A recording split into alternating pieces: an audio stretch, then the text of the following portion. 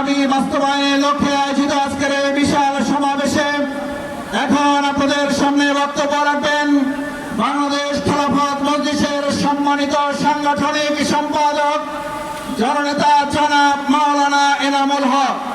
জননেতা জনাব মাওলানা এনামুল হক।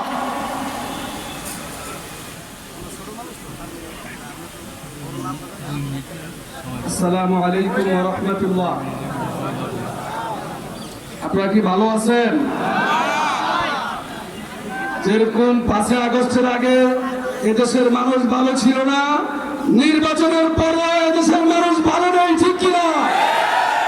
তবে ফ্যাসিস্ট সরকার যেভাবে বাংলাদেশ থেকে পলায়ন করেছে, এখন বর্তমান সরকারও সেভাবে পলায়ন করার জন্য তাদের কার্যক্রম শুরু করে দিয়েছে। এই সমস্ত কার্যক্রম করে বাংলার মানুষের হৃদয় বিজয় করা যাবে না, যাবে না, যাবে না। পরিষ্কার ভাষায় বলে দিতে চাই, জ্বালানি উপদেষ্টা বলছেন তেল আছে, অন্যদিকে মানুষকে হয়রানি করছে। গাড়ির বড় বড় সারি এবং লাইন ধরে মানুষ রাস্তায় পড়ে রয়েছে। এ ধরনের তামাশা করলে ক্ষমতার রাস্তাতে থাকা যাবে না, যাবে না, যাবে না। সংগ্রামী ভাই এবং বন্ধুগণ, আজকের এই বিশাল বিক্ষোভ সমাবেশ এবং মিছিলে এখন আমাদের সামনে বক্তব্য রাখবেন আমার বাংলাদেশ পার্টির সম্মানিত সহ সভাপতি মেজর অবসরপ্রাপ্ত ডাক্তার আব্দুল ওয়াহাব মিনার। ডাক্তার অবসরপ্রাপ্ত মেজর আব্দুল ওয়াহাব মিনার। বিসমিল্লাহির রহমানির রহিম। 11টি বৈঠকের নেতৃবৃন্দ, প্রিয় দেশবাসী, সাংবাদিক বন্ধুরা, আসসালামু আলাইকুম।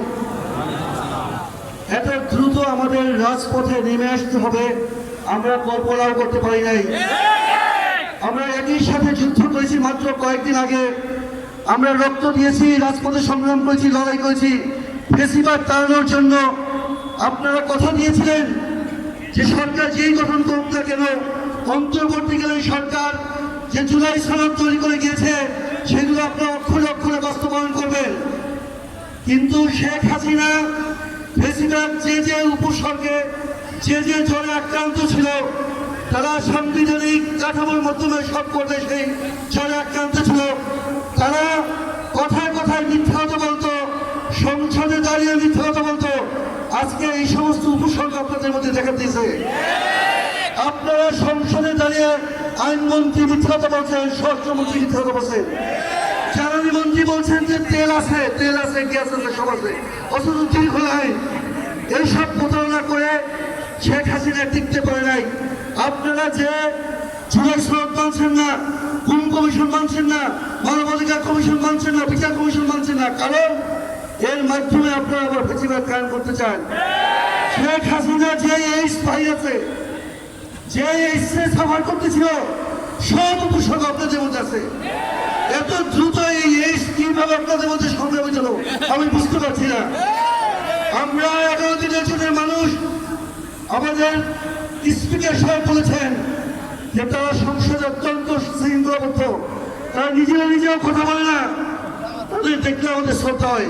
অতএব আপনি এই যে স্বীকৃতি, আমরা সেই স্বীকৃতি নিয়েই রাজপথে আছি। অতএব এই এইডস না ছড়ান, তাহলে কিন্তু এইডসের চিকিৎসা নিজেরা না করলে সাধারণ জনগণ এইডসের চিকিৎসা করে চলবে। সবাইকে ধন্যবাদ।